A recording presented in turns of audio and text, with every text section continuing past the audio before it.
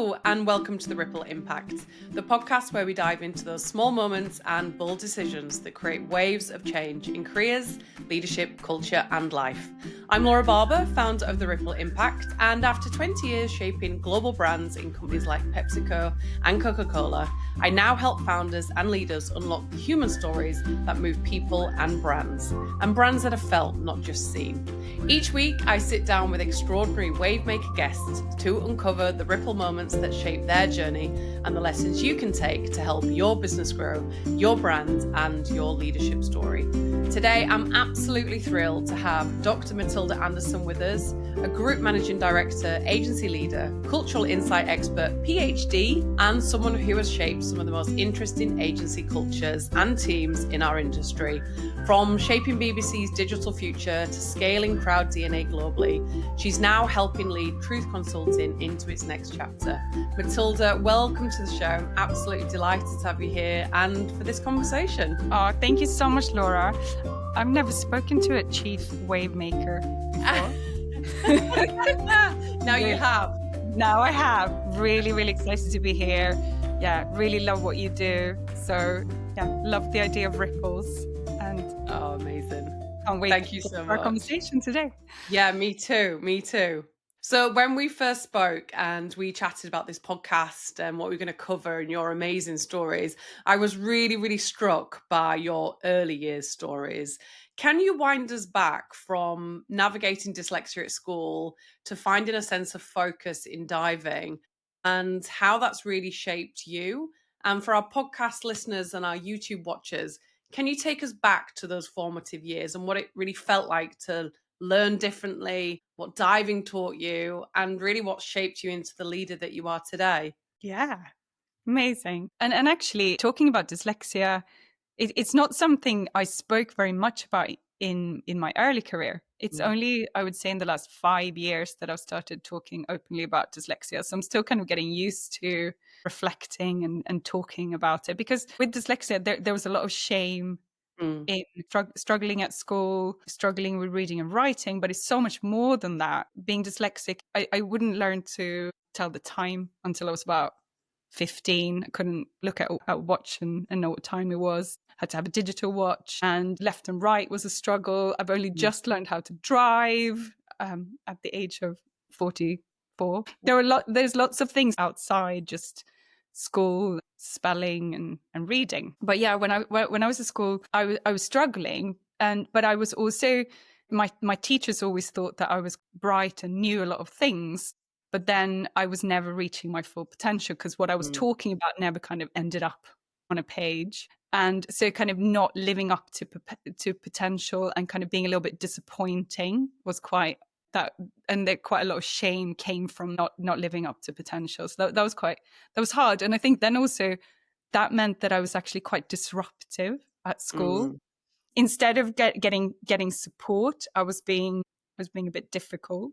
So that's also shaped me quite a lot, for better and for worse. Well, you didn't almost have the way to channel your thoughts in a way that would come out. So it must have been really frustrating. Yeah, it was frustrating. And actually interesting about diving. So I did diving from about 11. I think I started doing diving, so from springboard and platform diving. So doing somersaults into water, Tom Daley style. And it was when I started diving, everyone around me said that I was like, you're better at concentrating. You're better.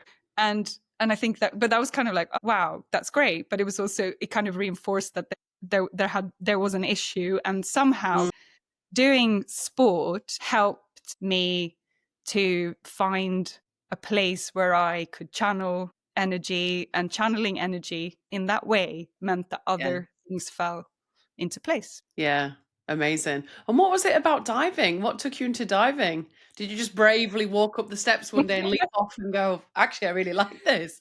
Well, I was like, when I was younger, I learned how to like do handstands when I was like 8. I just like self-taught, and I was always like, if we went to like a swimming pool, I would just go up and like jump off 10 meters. And I remember like big, like really strong guys being like, what? Like, what's she doing? Like just jumping off. So I was brave in that sense. And I think like I'm a bit of an adrenaline junkie. Like I did diving for my whole like teenage years. But then as an adult, I've done things like trapeze and rock climbing. Like I am drawn to like things that are a bit scary. Me too. Me too. Yeah. Yeah. So Yeah. yeah, diving was a huge part of my identity. And I talk a lot about it now, but it took me a while to realize that it didn't have like a normal kind of teenage experience. I'm quite drawn to other athletes because it is quite it's quite a unique experience of at the time where teenagers usually understand who they are and form an identity. My identity was completely linked to doing sport and being a diver. So I wasn't shaping my identity around what I wanted to do in other ways. Yeah, interesting. But you were super successful, right, in the diving. Tell us the journey from starting from leaping off and people going, wow, to actually what you managed to achieve. Because you brushed past it very casually when we chatted, but actually it was incredible. Yeah. So what I was good at was like platform, 7.5 meter, 10 meter platform. And I was training a lot. I was training 6 days a week and got to do amazing travel. I went to Australia. I competed all over Scandinavia. And I won some good things. I won like Nordic championships and like Swedish championships. And I'm quite competitive, and I really enjoy that part. And I had some amazing friends. I think it was amazing like to have a different arena outside school where I could be me. As you said, you can channel that energy and take something that you're really brilliant at and really focus and have a sense of achievement. But then you moved to London, right? So tell us that move and tell us how that was really formative for you. Yeah. It was funny because actually a lot of people actually moved to London. I'm from Stockholm, grew up in Stockholm, and a lot of my friends went to London for a while. One of the reasons I kind of ended up in London and studying in London was that I couldn't get into university in Sweden. So my grades didn't have good enough grades to apply to university in Sweden. But I managed to get to London, and it was so exciting, and I wanted to leave home and I wanted to go somewhere. But there's quite a like unique moment where I was like, I realized what I wanted to do. I was working in Stockholm and managed to get a job for a marketing organization that had a big conference. I didn't even know what it was about, really, what the conference was about, but I was supposed to give out the programs to the delegates. And then I was like, oh, I'll just like sneak in and listen to what's going on. And I went in and I found like a little seat at the side of the stage, and I was listening, and it was Adam Morgan from Eat Big Fish. Yeah. Do you know him as well, don't you? Yeah. So Adam was actually our very, very, very first Ripple Impact guest. So we interviewed him live from Cannes this year, 2025. So amazing. So yeah, I know Adam well. So amazing. So you snuck into the conference and Adam was presenting. What was he presenting on? I can probably guess. Yeah. So this is a long time ago. So he was presenting, I think he'd written the book Eat Big Fish, and he was talking about challenger brands. I remember him talking about, to really be able to change the organization you work for, like you need to fire yourself, take the lift down, go out of the building and look back from the other side of the road. And I was like, brilliant. I love that. I love that mindset. I love that energy. I love that kind of like challenger mindset. And I was like, okay, marketing strategy, that seems quite cool. And I like looked around in the audience and I was like, yeah, these people look nice. Like they look someone like my people. I'll do marketing. Why not? I love that. And I love that Adam was right there at the beginning, informative in terms of that light bulb moment of, I think I want to go into marketing. So take us from that conference where you're handing out leaflets and you're sneaking in and you're hearing Adam Morgan speak about challenger brands and the power of being a challenger in the industry. What were your next steps then? Because ultimately you went on to work with the BBC, didn't you? Yeah, I did. And so I did. My first degree was in marketing. So I did international marketing at University of Greenwich, which was a brilliant business school, and like really, really good marketeers who'd been in kind of in industry were teaching. And actually this afternoon I'm going to University of Westminster to do a talk for their Marcoms students, because Phil Holden, who was my lecturer at Greenwich, he's there. So I've got still very much in touch with people who taught me then, and it was really inspirational time. And then I was studying marketing, and actually I was like, oh my God, I can study. This is like, because I'm interested in it, and it's something that Mm. I understand and I'm into. I can see the practical application of. And then I went on to do a master's degree at LSE as well, and I studied media and communications and managed to get a job at the BBC at a really exciting time at the BBC. I was talking to someone else about it recently, and the BBC were like driving a lot of innovation in digitalization at the time. Mm. So there was a department called the New Media Department, led by Ashley Highfield, and they were coming up with this amazing thing called the iPlayer, and was like revolutionizing how people were going to watch content in the future. And there were lots and lots of innovation happening. Lots of super smart people from different tech companies were working at the BBC and kind of reshaping how public service broadcaster was going to operate and show up in the future. And I think it's quite sad now to see a lot of difficult things happening at the Mm. BBC in the kind of aftermath. But at that time, there was a real kind of sense of purpose around the future of communications and the future of content. And I think that was like, so it was so exciting to do my first job in such an like amazing environment. Yeah, BBC is one of those incredible institutions that is very, well, in some ways really loved, isn't it? And there's a lot of controversy sometimes, but I think it's also something that's quite loved as well. So you spent a decade at the BBC, right? In, as you said, in the rise of digital and in the very early beta testing stages of the iPlayer, which kind of seems mad now because it feels like it's been around for such a long time, although it's not actually that long, really. What did those years at the BBC really teach you around culture and participation and the dialogue between brands and audiences? What did those years really kind of teach you that you've taken forward and is part of your leadership and work now? Yeah, that's a really good question. If I look back, I didn't really. Now, if somebody says, like, what's the red thread throughout your career, I would definitely say it's research and strategy. Like, I've Mm. always been in research. Understanding consumer, understanding culture has been such a like Mm. fundamental part of everything that I've done. But I think during those years, I would probably say that I worked in media. Mhm. In my roles at the BBC for that decade, I was always championing the participant, the Yeah. consumer, the audience. That was always my role. And so kind of audience research, I really kind of wanted to help the BBC be relevant to new audiences and in the future. And I saw a lot of purpose in that. And I didn't see everyone being quite so audience focused. There were a lot of passionate people who were, but there was still Mm. kind of room to really understand people and culture.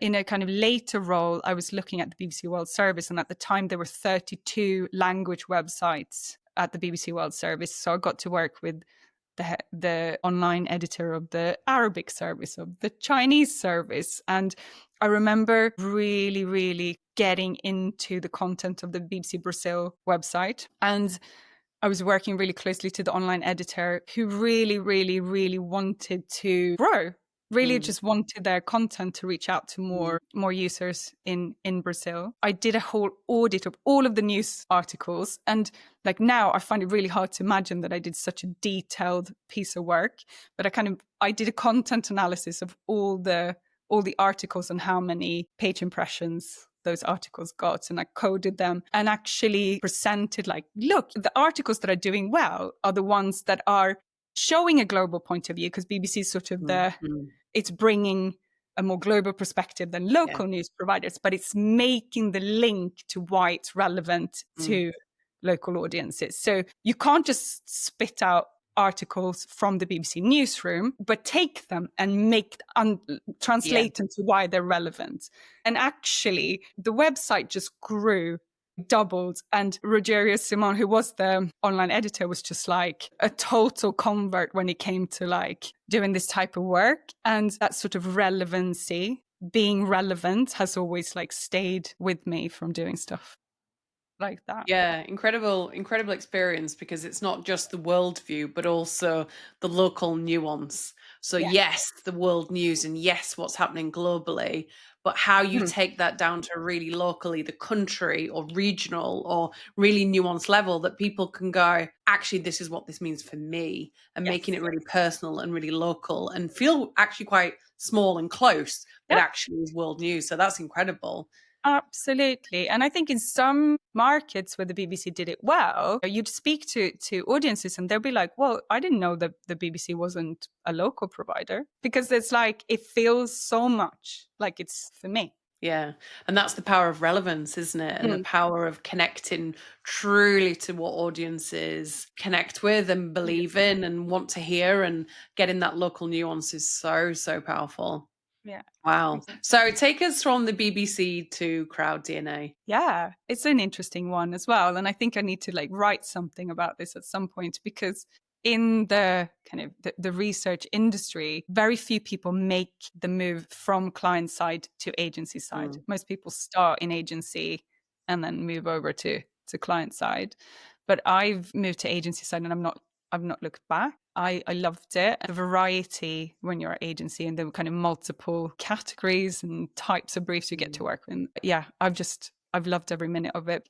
I was at the BBC and I ended up doing a PhD about the BBC. That's how like I like the way it just, yeah, I did my university degree, did a master's, did a PhD, winding back to early years of dyslexia where you were getting feedback that you were underachieving. Like, Yeah. wow. But you know, that is like I'm sometimes embarrassed to say, but like actually I think one, like if I really kind of look myself in the mirror, I did a PhD to like prove to the world that I'm not stupid. Like I do actually that what it Wow, was what a that great was outcome. it's a driving force doing a PhD. Things have come from worse places. No, but I totally get that, because if if you're a bright, intelligent student, as you said, you had all the potential and you had the capability, but the dyslexia was a little bit of a barrier and a blocker, and there wasn't necessarily a way to channel your energy, to channel your knowledge and your curiosity, your passion, your Mm. skill in an academic environment in school. But what you managed to find was, one, the power in diving that gave you the confidence, gave you a space to really create a sense of identity and confidence, but then find things that you're really passionate about, that then you can do a university degree, you can do a master's, and you can do a PhD. Like, that's such an incredibly powerful story. And who cares if it comes from a place of proving others wrong? I actually think that's great. Like, use that motivation and that fire for great Yeah. things. Yeah. And I am really proud of it. And I don't regret doing the PhD. I didn't know that this was how I was going to feel. But Mm, actually what I've like taken out of it, it has much less to do with the actual topic. It's much more about the discipline of doing it and kind of mm, sticking to it and getting it done and accepting that it's not going to be perfect, but it's going to be out there in the world. And there was at one point where I had my daughter during the time I was doing my PhD as well. And so after she was born, I was like, if I write 4 hours a day and I write 1,000 words a day, or like even if I just write 400 words a day, at some point it will be done. And that's okay. Like, it doesn't have to mm. be the most amazing PhD in the world, but it's going to be done. Yeah. I'm a better managing director because I've had to kind of it's like running a company doing a PhD Mm. in a way that you just have to like show up every day and like do it. Yeah. But I love the thought of just 4 hours a day, just 1,000 words. Do that daily. And the cumulative effect of that is a PhD. I mean, how Yeah. incredible. How incredible. So yes, Dr. Matilda, Matilda. what a Yeah. fantastic journey. Fantastic. You've talked about scaling Crowd DNA, scaling that Mm, as an agency from mm. 20 to 95 people. Tell us the journey at Crowd. Yeah, it was amazing. It was an amazing journey. And so after my PhD, I just wanted to like be with other people. I wanted to like it's really lonely to do a PhD and you don't really have like sounding boards. And I just wanted to Mm, like be part of something again. But I wanted also for things to move quicker than they did at the BBC. I wanted to do research that people were hungry for and wanted. And I didn't feel like academic research was going to give me that. And I actually thought about starting my own company at that point. But then I found Crowd DNA and it was amazing proposition, like doing cultural insights, which I already loved from my work at the BBC, but also from my my PhD. And Crowdine was founded by an ex-music journalist who'd also run other agencies before. And it was just such an exciting and energizing proposition for a challenger in the market research space. So understanding cultural relevancy and you're turning cultural insights into commercial advantage for brands. Super, super exciting.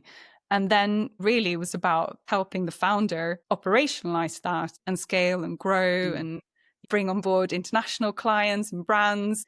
Yeah, had lots of success and managed to sell Crowdine in 2020. That was also a huge achievement because me becoming a senior leader there, it was very much part of my role to support and facilitate getting to a stage where we could sell Crowdine. Yeah, amazing. What advice would you give to other agencies who are looking to scale? Because obviously you've done it very successfully. I think a lot of, you think a lot about, we need to productize, we need to get repeatable work, we need to scale. And yes, all of that is super important. But I think agencies are so much about the culture of the agency. Actually, the way of the agency and what you're scaling comes from having a strong agency culture and a very strong identity of what you are and what you're not. When I came in, I think I was more, I'm listening to other people's feedback and maybe you can do it in that way as well. And I think as things were ramping up, I realized more that like to have a strong agency brand and to scale it, you need to have a very clear vision and you need to communicate it frequently and clearly because the people need to embody what you're about, but also choose to be on that journey or choose not to be on that journey. And I think that the advice, I think, is care about your people, but also be the right people and keep people on that journey and keep them with that very strong sense of identity of what you're all about. Because what you're scaling is your brand, but the people are embodying and communicating what that's about. Yeah, amazing. And there's such a culture red thread throughout your career, whether it's the culture of society or the culture of an agency and how you really bottle and unleash that through a scaling process, I think is really, really interesting. Yeah. You've also talked quite openly about mistakes as well. So you've had huge amount of success in your career and obviously scaling the agency, selling it in 2000. What things have you learned in terms of the mistakes? Because it's not always smooth sailing, is it? What are the things that you've maybe had to learn the hard way? What has reshaped your leadership as a result? And what did you get wrong? And what did you learn from it? God, that's, yeah. There's been some really hard lessons, I think. Some really, really tough ones. Now I can look back and just really realize that the kind of the bigger the cost, the bigger the learning as well.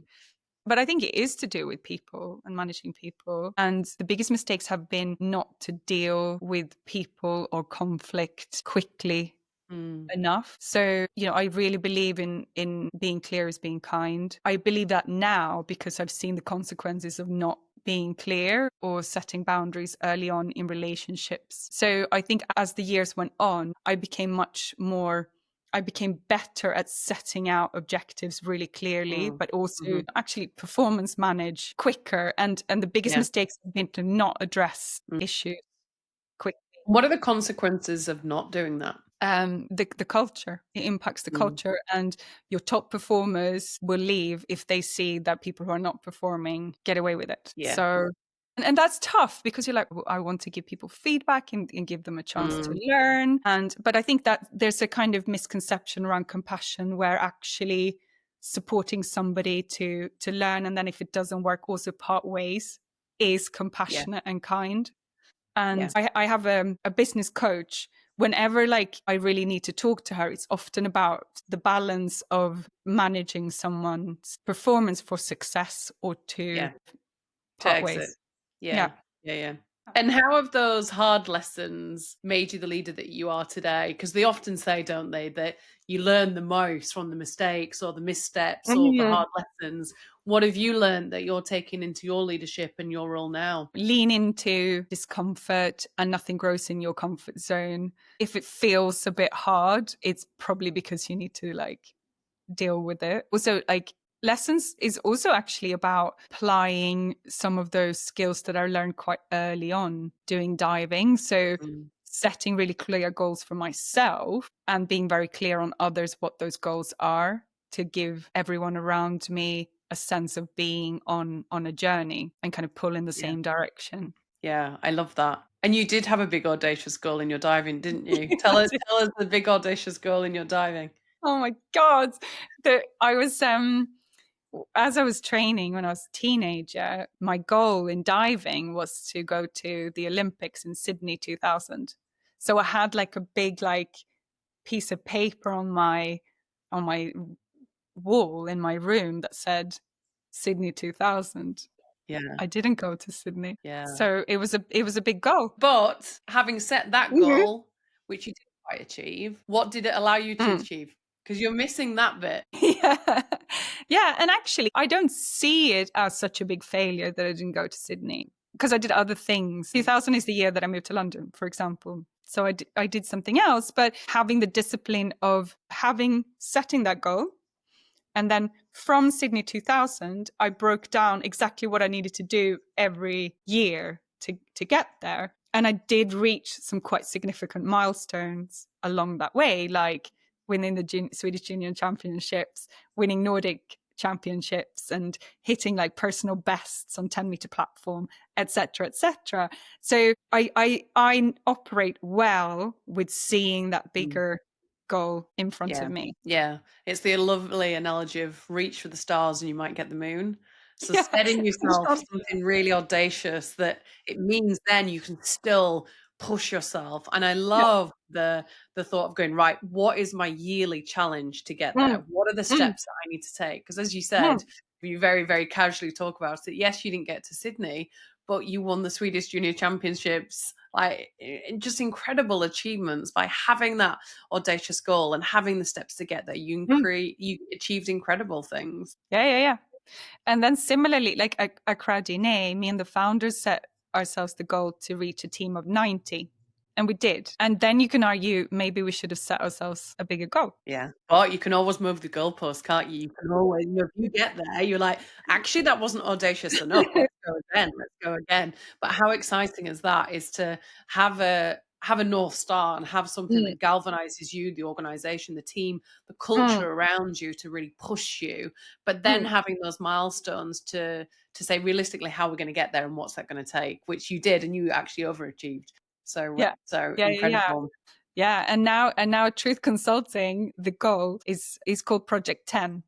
So Project 10 stands for 10 million in net revenue. And I was debating for a long time whether that kind of the big goal should be money, Mm, because I don't think that like team members get so excited about 10 million in net revenue.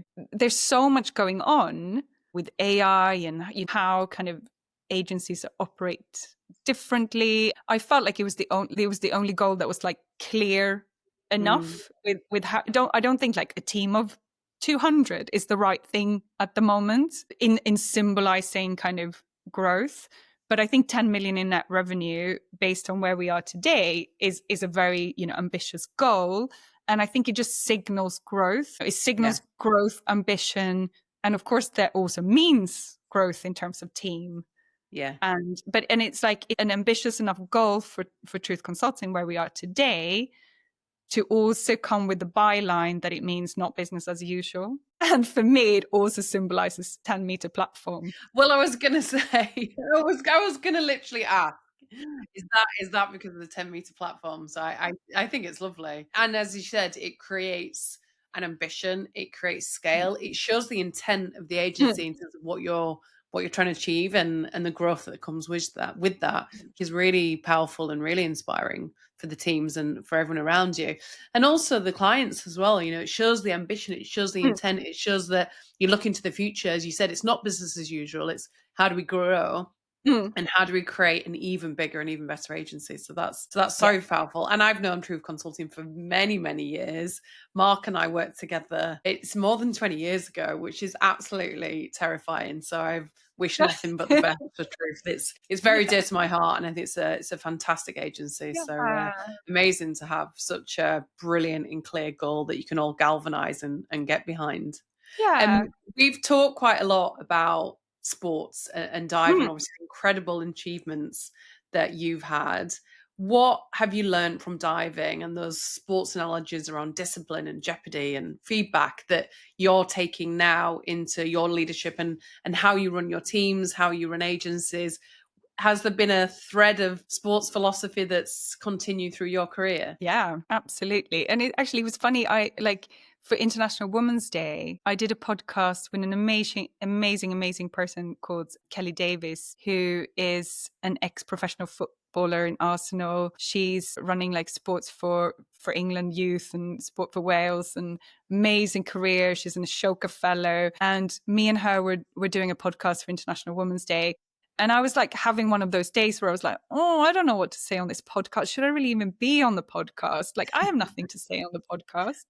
But then me and her started talking about doing sport and what it's meant for leadership. And it's just like both of us, we were just like, it just came out and we were like, oh, we could do like a 10-part series about this. We talked about goal setting, and I think that was super important, and discipline. So I'm going to do this, and I'm going to like, I have a big goal, but then I also like show up every day kind of thing. But another thing that really stood out to me when I started thinking about it is feedback and not being scared of feedback. And with diving, and this is true for other sports as well, but you do a dive and then you get feedback straight away. And then you go up and you do another dive and then you get feedback. And it's very much, and you're kind of doing little adjustments. Maybe it's a big adjustment and it's kind of a bit of a pivot, but you're just constantly getting feedback. And that, I think, learning that early on, and then both taking feedback and giving feedback in a kind of safe environment where it is just about improving in the craft, has really, really helped me. And I encounter over and over again how terrified people are about receiving feedback, but also giving feedback. And it's such an important skill that I try to teach people when I work with my leadership team, because it's everything. Like without it, we can't. Yeah, absolutely. And I think very rightly organizations have annual appraisals and kind of annual moments, but almost sometimes what that does, it almost stores it up for this one moment where it's time to give feedback. But as you said, in the moment live, like post meeting, post presentation, post delivery, like these small incremental pieces of feedback, as you said, small or big, can actually make a really big difference to people. Small incremental changes over time can actually result in quite a big pivot if you take that into action on a much more frequent basis. Absolutely. I think it's so powerful when it comes from a space where everyone in that conversation just wants to get to Sydney in 2000, then it's very clear. It can be that clear in a work context as well. But often a lot of other things come into it. But it's like we have the same goal. We're trying to get better together. Yeah, that's fantastic. So you're quite a big believer in ambitious and audacious goals. What's the Dr Matilda next Sydney 2000? Actually, it's Project 10. And I've had to do quite a lot to get with consulting ready for Project 10. And we're there. And it will take a few years and it will be an amazing journey. Yeah, that's so exciting. That's so exciting. And I'm thinking now that it maybe should be a bigger number. Well, when you get to 10, then you just create the next one, just right? keep going. The next goal. I love that. The world is moving so fast at the minute, and agencies are incredibly agile sometimes in keeping up and sometimes not. And everything seems to be changing at the moment, including kind of how agencies respond to that. How do you see the world of agencies changing now, and what do you think's coming? God, that's it's a big question. It's also super, super important. And I'm not going to lie, like that kind of, it keeps me up at night sometimes about, I have like a bit of a weak moment. I'm like, oh God, like what's going to happen? There's so much change. But I think then usually where I end up is that I also think that like agencies are extremely resilient. And despite everything, I do really, really believe in the agency model. Agencies play such an important role in growing talent and having the best talent. And there's a really powerful place for agencies that aren't super big, but also not tiny, to have a lot of amazing blended skills for clients without being too big and slow and siloed, but still being kind of a one-stop shop where you can get access to the best specialists in a field that work really well together. And one of the big things that I'm talking about at the moment is that we need to go from like hairdressers to one firm. So the agencies that are operating like you just rented a chair and you work your clients, and if you leave, you bring your clients with you, and you're not caring about the overall salon and you're not sharing your skills with other people, that doesn't actually benefit clients, because clients need more blended thinking. They need more kind of inputs. So that model is kind of an old professional service model. But what we need is like one firm where you're bringing the best client from different fields and you're working really well together for the benefit of whatever challenge your client has got. Yeah, and power in the collective. That's super powerful. Yes. And my final question, because we're very quickly running out of time. We call our guests wave makers because they're making waves in the industry. What advice would you give to aspiring wave makers? Maybe they're starting out, as you said, the new talent coming into the industry, or maybe they're pivoting and changing their career. What advice would you give to them? Oh my God, that's an amazing question. And I love being called the wave maker. We're gonna have to get t-shirts for everyone. Yeah. Yes. I think if I now just talking to you, a lot of my career has sort of it's had moments of having a plan and moments of kind of complete serendipity. But I think it's like sticking to things and not giving up and kind of working towards what you believe in. I think I quite early on had a bit of a kind of portfolio approach.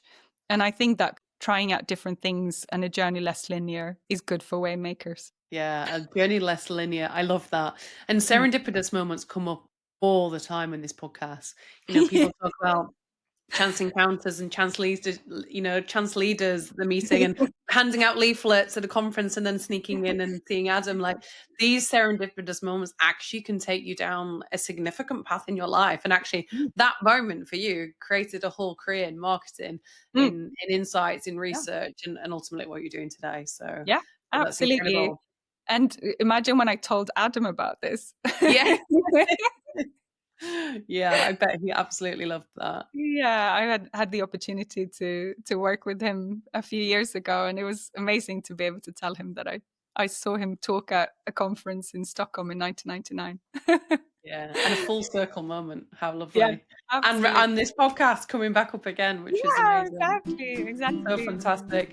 Matilda, thank you so much for such an honest, energizing and inspiring conversation. Your story is such a beautiful example of how early challenges with dyslexia actually become a superpower, and using it as that fuel on your fire to go, do you know what, I'm going to do a PhD and I'm going to prove them wrong. And how ambition can really be shaped by sport, by culture, by curiosity, and how leadership is built through real experience, through the triumph, through the mistakes, and through continuous feedback, which is such a powerful lesson. So thank you so much for sharing your ripple moments with us today. Oh, thank you so much. I really enjoyed our conversation. Me too. For everyone listening and watching, stay curious, back your ideas, and never underestimate how one unexpected, maybe serendipitous moment can change your direction completely. And if you're looking to elevate the human storytelling of your brand, please get in touch with us at the Ripple Impact so we can see how we can help your business. That is a wrap on this Ripple episode. Tune in weekly for more bold voices and inspiring wavemaker guests just like Matilda. Don't forget to subscribe and follow and share this episode with everyone who will love it, which I'm sure will be many, many people. I'm Laura Barber. This is the Ripple Impact. We will see you next week. Matilda, thank you so much. Thank you. Take care, everyone. We'll see you next week. Bye for now.